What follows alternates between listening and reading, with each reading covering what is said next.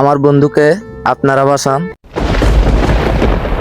চার দেওয়ালে শিকলবন্দি রিঙ্কু চাকমার জীবন। 2024 সালে মধ্যম বলখালী পশ্চিমপাড়া অনাথ আশ্রম আবাসিক উচ্চ বিদ্যালয় থেকে এসএসসি পরীক্ষায় উত্তীর্ণ হয়ে দিঘিনালা ডিগ্রি কলেজে ভর্তি হন। রিঙ্কু চাকমা এটা শুধু একটা নাম নয়, এর ভিতরে লুকিয়ে আছে আন্তরিকতা, ভালোবাসা ও মানসিকতা। রিঙ্কু চাকমা জন্মগ্রহণ করেন খুবই দারিদ্র পরিবারে। পরিবারের মধ্যে রয়েছেন মা সহ 3 ভাই 1 বোন। বাবা মারা গিয়েছে প্রায় 2 থেকে 3 বছর আগে।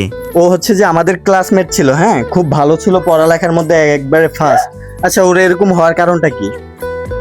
কারণ হইব ফার্স্টে জানো বইয়ে, তারপর বাগান চুলিয়ে থাকতে থাকতে ওই যে গো পড়লে জ্বর দিয়ে মা হয়তো হয়তো বুড়িউন হয়ে নিয়ে হয়তো গুমন হয়েছে তা দিয়ে বারে রুইয়ে মনে হয় 3টা 4টা বাচ্চা ভাড়া বাং রুইয়ে ইচ্ছে তা মুই গুম জাঙর খবর নুবাং হকা পড়ছে কি 2 দিন 2 রেত তা মা হয়তো গুম নধরে আর গুম নধরলে মা দিন নথে তুই আয় বা মেরে হয়তো যা বুড়ি যে জ্বর ওঠার পর থেকে এরকম হয়েছে যে পড়লে জরান ছড়া ভিজি তা ওই যে গো। আচ্ছা, এখন কি ওনাকে কোনো ডক্টর দেখাইছিলেন? তারপরে উইয়ে হয়তো এচ্ছে বা কোথা হইয়ে থাইলে ওই যে গই শিকার মারে একটু বেশি এলো সাতটো ধরছে কবিরাজ। এটাই শুনেন, এটা আমি বলি এদিক ধরা আছে, এটা পরে স্কিপ নিউ। এটা ওর যে অবস্থা, এটা কোনো কবিরাজ দিয়ে হবে না, কারণ এটা হচ্ছে যে মাথায় আঘাত করছে যে কোনো ক্ষেত্রে। আমার থেকে সব থেকে মনে হয় কি জানো, ও হচ্ছে যে পড়ালেখা নিয়ে খুবই এক্সাইটেড ছিল, পড়ালেখা নিয়ে বেশি ভাবতে ভাবতে মনে হয় তো ব্রেন আউট হয়ে গেছে। তো কয় মাস হবে? 2 মাস চললি একটু চলবা একটু না থামাই হবিরাট দত্তে সাতটো হবিরাট এখন গর্ব জেরা হবিরাট ওই কই মারাত তো নাই সে। আদর্শ মায়ের আদর্শ সন্তান রিঙ্কু চাকমার খুবই দারিদ্র পরিবারে জন্মগ্রহণ হওয়া সত্ত্বেও দারিদ্র এবং অসহায় মানুষদের পাশে দাঁড়াতেন। বন্যায় ক্ষতিগ্রস্ত মানুষদেরকে আর্থিকভাবে সহযোগিতা না করতে পারলেও নিজের সর্বোচ্চ দিয়ে ঝাঁপিয়ে পড়েছিলেন রিঙ্কু চাকমা।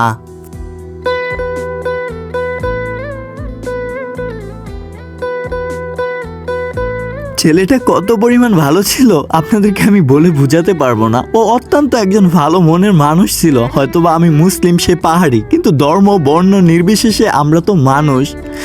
আমি আর খুব খারাপ লাগতেছে, কারণ আমার কখনো কারোর জন্য এমনটা খারাপ লাগেনি, কারণ ওরে দেখার পর আমার সত্যি অনেক খারাপ লাগতেছে। যে সময়টাতে পড়ালেখা বই নিয়ে বসে থাকতো, মানুষের সাথে ভালো আচরণ করতো, কিন্তু 4 দেওয়ালে বন্দি শিকলে এখন ঘরের মধ্যে একদম হচ্ছে যে খুবই কষ্টে জীবনযাপন করতেছে। আমি এখন কথা বলবো রিঙ্কু চাকমার বড় ভাইয়ের সাথে। আচ্ছা, রিঙ্কুর সাথে কি হলো এমন ঘটনা? 2 মাস আগে, বর্তমান আর কি 2 মাস আগে মনে করেন ও অসুস্থ অবস্থায় ছিল। 3-4 দিন পরে ও দ্রুত হয়ে গেছে, মনে করেন একবারে তার অস্বাভাবিক, তার মেন্টালি অবস্থা অনেক দ্রুতভাবে মানে গেছে। আজকে বর্তমান 2 মাস চলাকালীন এখন ও খুব সমস্যা হিসাবে আছে। অনেক চেষ্টা করলাম কিন্তু আমরা পারলাম না। এমনি কি কোনো ডক্টর দেখাইছিলেন? ডক্টর তো এখনো দেখায়নি। কি দেখাইছিলেন? কবিরাজ হিসাবে চিকিৎসা চলতেছে। আমি একটা কথা বলি, যেহেতু হচ্ছে যে এটা সেন্সের বিষয়, হাতও ভাঙা না পাও ভাঙা না, যাই ভূতে ধরছে বিষয়টা কিন্তু ওরকম না। এটা হচ্ছে যে ডক্টরদের এবং ভালো মেশিনে পরীক্ষা নিরীক্ষা করতে হয়। আপনারা একটা জিনিস ভয় পাচ্ছেন যে যেহেতু টাকা খরচ হয় ডক্টরের কাছে, সেক্ষেত্রে তো আপনি এখনো ডক্টরকে দেখান নাই ভালো ডক্টর, তো শুধু হচ্ছে যে আপনি কবিরাজ বৌদ্ধ দেখাইছেন। ও আচ্ছা, ওনাদের বিষয়টা হচ্ছে যে উনি ক্যামেরার সামনে আসতে চায় না, যেহেতু মানবিক একটা ভিডিও। ওনার বড় ভাই উনি হচ্ছে যে কাজ করে মাঠে, কিন্তু এখন কাজ কাম না থাকাতে একদম আর্থিক অবস্থা খুবই খারাপ, পরিবার পরিজন নিয়ে চলাফেরা করতে খুবই কষ্ট হচ্ছে। এখন এদিকে পরিবার সামলাবে নাকি হচ্ছে যে রিঙ্কু চাকমার ভালো কোনো চিকিৎসা দিবে?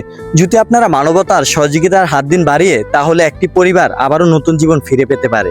সামান্য একটি জ্বরে অন্ধকারে ডুবে গেল রিঙ্কু চাকমার শিক্ষার আলো। দিঘিনালা ডিগ্রি কলেজে মানবিক বিভাগ নিয়ে এসএসসি 2025-2026 সেশনের ছাত্র ছিল রিঙ্কু। বন্ধু বান্ধব সকলেই এসএসসি পরীক্ষা দিচ্ছে, আর এইদিকে রিঙ্কু চাকমা মানসিক ভারসাম্য হারিয়ে শিকলবন্দি হয়ে ঘরে পড়ে আছেন।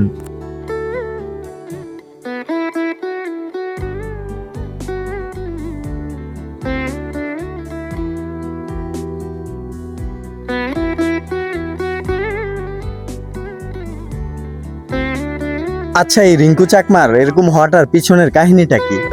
আসলে হচ্ছে ওই মানে পারিবারিক প্রতি এত মানসিক চাপে থাকতো, ওর বাবা নাই।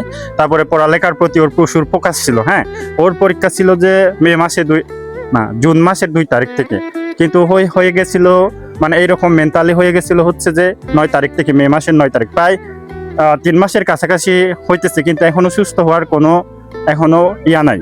এখনো সুস্থ হওয়ার মতো কোনো দেখা যাচ্ছে না যে সুস্থ হচ্ছে না। এখন আমাদের বাড়ির মানে আমি প্রতিবেশী একজন, ওদের প্রতিবেশী। হ্যাঁ, কিন্তু ওদের মূল সমস্যা এখন ওরা চিকিৎসা করতে পারতেছে না, কারণ ওর হচ্ছে আর্থিক সমস্যা নানাভাবে, যেহেতু ওর বাবাও নাই। ওরা হচ্ছে ফ্যামিলিতে 3 জন, তারপরে ওর বড় ভাই আছে, বড় ভাইও তেমন একটা কাজকর্ম নাই ওদের কাছে। এখন হচ্ছে আপনারা যাই পারেন রিঙ্কু চাকমার জন্য একটু সহযোগিতার হাত বাড়ান। রিঙ্কু চাকমা নিজ ফেসবুক আইডিতে পোস্ট করেছিলেন 200 মিটার দৌড় সম্পূর্ণ করার পর পোস্ট আপ 35 সেকেন্ড 15টি দেওয়া, তার মধ্যে 12টি দিতে পেরেছি আর 3টার জন্য বাদ পড়েছি। চাকরিটা হয় না, একদিকে ভালোই হয়েছে, না জানি ভগবান বৌদ্ধ কি পরিকল্পনা করে রেখেছেন। আমি এখন কথা বলবো রিঙ্কু চাকমার একজন ফ্রেন্ডের সাথে, যে রিঙ্কু আগে কেমন ছিল আর এখন কেমন তার পরিস্থিতি। মূলত হচ্ছে যে রিঙ্কু চাকমার সাথে আমার পরিচয় হচ্ছে যে আমার স্কুল থেকে আর কি, হাই স্কুল থেকে। তো ছেলেটা খুবই ভালো ছিল, সবার সাথে মিশতো, আমাদের সাথেও মিশতো। প্লাস হচ্ছে যে ও পড়ালেখায় খুবই ভালো ছিল, মানে না বললেই নয়, সে পড়ালেখার প্রতি প্রচুর একটা তার ফোকাস ছিল, সে পড়ালেখাও করতো। প্লাস হচ্ছে সে মানে এরকমভাবে চলাফেরা করতো যে সে খারাপ ছেলে বা ভালো ছেলের ভিতরে একটা পার্থক্য ছিল। সে গরিব দুঃখী দেখলে মানে তার নিজের থেকে নাই, তারপরে অন্য থেকে দিয়ে হইলো সে চেষ্টা করছে যে তার উপভোগ করি আমি। প্লাস সে হচ্ছে যে লাস্ট প্রায় 3-4 মাস হবে আমরা হচ্ছে সেনাবাহিনীর সৈনিক পদে অ্যাপ্লাই করছিলাম। তো তখন সেও আমার সাথে মাঠে গেছিল, মাঠে যাওয়ার পরে সে সকল কিছুতে টিকে গেছে। প্লাস লাস্টে দিয়ে একটু হালকা কিছু সমস্যার কারণে তার হয়ে ওঠে নাই, মানে সে বলছে যে এর পরবর্তীতে অ্যাপ্লাই করলে তার চাকরিটা হয়ে যাবে এরকম অবস্থায়। কিন্তু ওইখান থেকে আসার পরে তার সাথে আমার তেমন একটা যোগাযোগ ছিল না। ওইখান থেকে আসার পরে হঠাৎ করে শুনি যে সে হঠাৎ করে এরকম মানসিক প্রেশারে বা অন্য কোনো চাপে হইলে সে মানে এরকম মানসিকভাবে ভারসাম্যহীন হয়ে গেছে আর কি। টেস্ট পরীক্ষার পরিশ্রমের ফল পেলাম, এখন বাকি শুধু ফাইনালের। কিন্তু কে জানতো রিঙ্কু চাকমার যে ফাইনাল পরীক্ষার ভাগ্যটা আর কপালে লেখা নাই।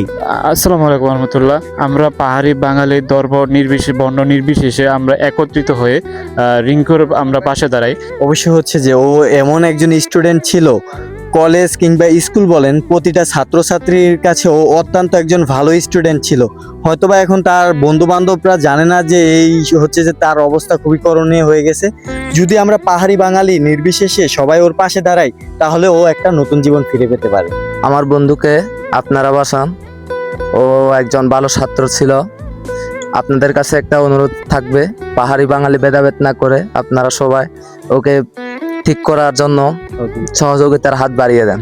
রিঙ্কুর এই মানসিক পরিস্থিতি নিয়ে আমি ডিকে লাইফলাইন ফেসবুক পেজে আপলোড করার সাথে সাথে আপনারা সাড়া দেন, কিন্তু বরং দুর্ভাগ্যের বিষয় হচ্ছে যে লাইক কমেন্ট শেয়ার হিসেবে আপনারা সহযোগিতার হাত তেমন একটা বাড়ান নাই। রিঙ্কু চাকমার জন্য আমরা সর্বোচ্চ দিয়ে চেষ্টা করব, ফান্ড তৈরি করব। দীঘিনালা উপজেলার মধ্যে প্রতিটা স্কুল অ্যান্ড কলেজ থেকে আমরা সাহায্য চাইব। দয়া করে আপনারা নিজ জায়গা থেকে যে যতটুকু পারেন মানবতার হাত দিন বাড়িয়ে আপনাদের জন্য রিঙ্কু চাকমা আবারও নতুন জীবন ফিরে পেতে পারে। আমাদের বিকাশ ও নগদ নাম্বার কমেন্ট বক্সে পিন করা থাকবে, যে যতটুকু পারেন সাহায্যের হাত দিন বাড়িয়ে, হয়তোবা 10টি টাকা দিন, নয়তোবা ভিডিওটি শেয়ার করুন। আশা করি আপনাদের দেওয়া 1টি টাকাও বিফলে যাবে না।